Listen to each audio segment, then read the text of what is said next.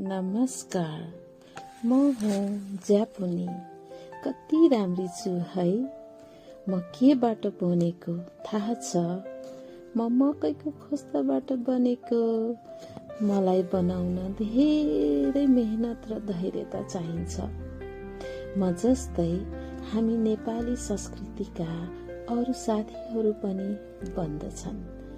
त्यसै गरी कुमारी, बुद्ध, ससाना परीहरू पनि हामीलाई साथ दिन आएका छन्। हेर्नुस् त, म जस्तै खोस्टाबाट बनेका विभिन्न आकर्षक र रङ्गी चङ्गी फुलहरू पनि बनेका छन्। फुलदानीमा सजाउँदा कति राम्रो देखिएको छ। हेर्नुस् त, उहाँ हुनुहुन्छ एन्ड्रिया। उहाँले हामीलाई विदेश घुमाउन लानुहुन्छ। हामीलाई भेट्न यो नम्बरमा सम्पर्क गर्नुहोला।